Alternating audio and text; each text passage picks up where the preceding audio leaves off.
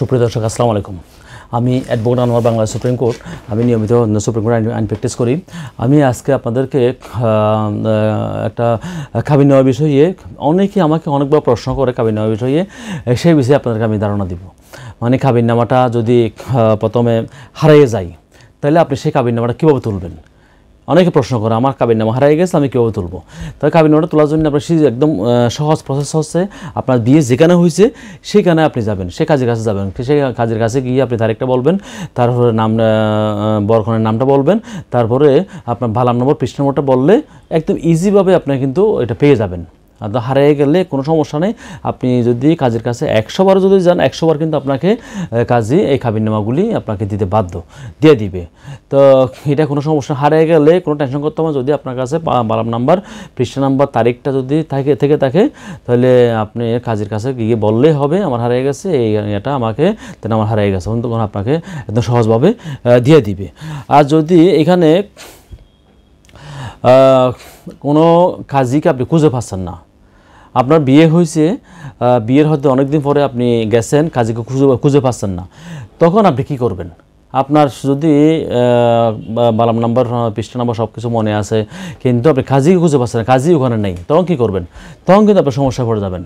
আপনি যদি কাজীর কাছে যান, কাজীর কাছে কি যদি কাজীকে খুঁজে না পান, কোনো পৃষ্ঠা নাম্বার, বালাম নাম্বার যদি কোনো আপনার অস্তিত্ব না পান, তাহলে কিন্তু আপনার মহা সমস্যার মধ্যে পড়ে যাবেন।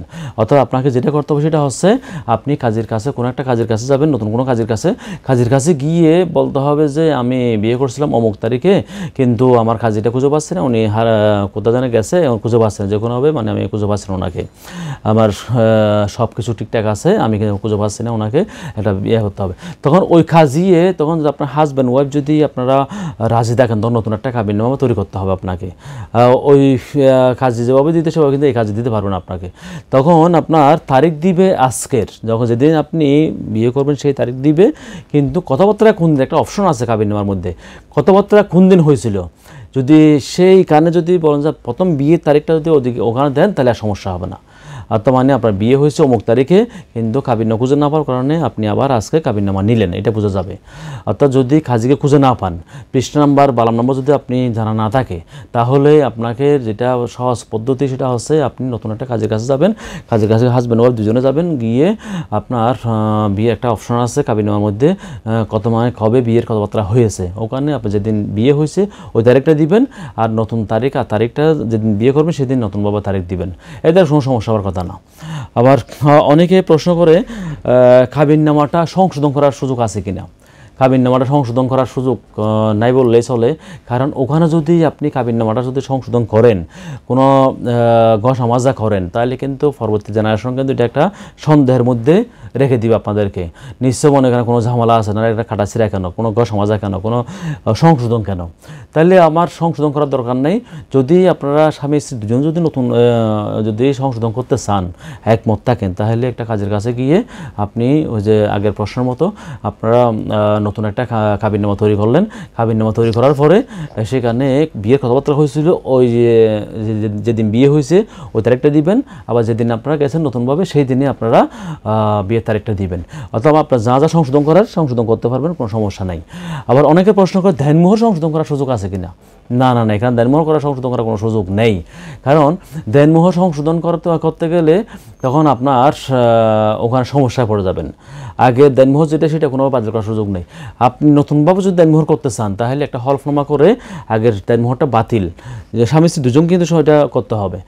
আগের দেনমোহরটা বাতিল, আগে যা কাবিননামাটা বাকি, আগের নিকানামাটা বাতিল, এভাবে লিখে একটা হলফনামা করে নতুনভাবে আপনারা একটা আবার বিয়ের কাবিননামা করতে পারেন। সেখানে আপনার যা খুশি আবার দেনমোহর দিতে পারেন। আবার একটা প্রশ্ন করলো, অনেক মহিলা নাকি নকল কাবিননামা তৈরি করে দেনমোহরের জন্য মামলা করতেছে। এই ধরনের যদি কোনো সমস্যা আপনারা দেখেন, তাহলে অবশ্যই আপনারা জালিয়াতির মামলা করতে পারেন। এটা কিন্তু ফৌজদারি কার্যবিধির ফৌজদারি কার্যবিধিতে আপনারা মামলা করতে পারবেন, এবং সেই ফৌজদারি কার্যবিধিতে মামলা করে শাস্তি দিতে পারবেন, এবং জালিয়াতি মামলা কিন্তু করতে পারবেন আপনারা। তাহলে এখানে আপনাদেরকে যেটা দেখতে হবে সেটা হচ্ছে, কোনোভাবেই জালিয়াতির দিকে যাওয়া যাবে না।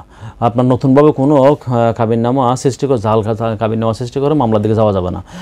মামলা করলেই তখন কিন্তু ফৌজদারি কার্যবিধি আইনে আপনাকে মামলা করতে পারবেন, মামলা জড়ায় যাবেন, শাস্তি হবে এবং জালিয়াতির মামলায় আপনি সমস্যা পড়ে যাবেন। তো যেই সৃষ্টি করে এই ধরনের কাবিননামা, তাহলে এভাবে কোনো কাবিননামা সৃষ্টি করা যাবে না। যদি সৃষ্টি করে থাকে তাহলে তার বিরুদ্ধে কিন্তু মামলা করার সুযোগ আছে। তাহলে এখানে আপনারা যদি ইমিগ্রেশনের অনেকের সমস্যায় পড়ে যান, হয়তো ইংলিশে একরকম ম্যারেজ সার্টিফিকেটে একরকম নাম ঠিকানা, কিন্তু বাংলাতে অন্যরকম নাম ঠিকানা। এক্ষেত্রে আপনাদেরকে কিন্তু যখন ইমিগ্রেশনের জন্য ম্যারেজ সার্টিফিকেট তৈরি করবেন, কাবিননামা নিকানামা যখন ইংলিশে তৈরি করবেন তখন কিন্তু দেখতে হবে বাংলায় কোন ধরনের আছে, ইংলিশে সেটা কিন্তু হুবহু মিল রেখে করতে হবে। যদি মিল রেখে না করেন, বাংলা যেভাবে আছে সেভাবে যদি আপনি না করেন, নতুনভাবে ইংলিশ তৈরি করেন, তাহলে কিন্তু হবে না। তখন ইমিগ্রেশন ধরে ফেলবে আপনাকে বাংলা যেটা কাবিননামা আছে সেই কাবিননামার অনুপাতে কিন্তু অবশ্যই আপনাকে ইংলিশটা তৈরি করতে হবে এবং সেই অনুপাতে কিন্তু ম্যারেজ সার্টিফিকেট তৈরি করতে হবে। তাইলে ইমিগ্রেশনে কিন্তু আর আপনাকে ঝামেলা করবো না, এম্বাসি ফেস করতে আর সমস্যা হবে না। তিনটা যদি আপনার এক থাকে, যদি তিনটা ভিন্ন রকম হয়ে যায় তাহলে কিন্তু আপনার সমস্যা পড়ে যাবেন। কাবিননামা সম্পর্কে আরও অনেক প্রশ্ন আছে, যদি আমি সময় স্বল্পতার কারণে আপনাদেরকে বলতে পারতেছি না। যদি কারো কাবিননামা সম্পর্কে কোনো প্রশ্ন থেকে থাকে তাহলে আপনারা আমার নিচের স্ক্রিন নাম্বার দেওয়া আছে, আপনারা আমাকে ফোন করবেন, আমি আপনাদেরকে উত্তর দেওয়ার চেষ্টা করব। এইসব বিষয়ে যদি কারো কোনো সহযোগিতা প্রয়োজন হয় তাহলে আমাকে ফোন করতে পারেন, আমি আপনাদের সহযোগিতা করব। তাই আমি আজকাল আমার ভিডিও দীর্ঘায়িত করলাম না, আপনাদেরকে আমার অ্যাডভোকেট আনোয়ার ল চ্যানেলটা সাবস্ক্রাইব করার জন্য অনুরোধ করে আমার ভিডিও আমি এখানে শেষ করছি। আসসালামু আলাইকুম।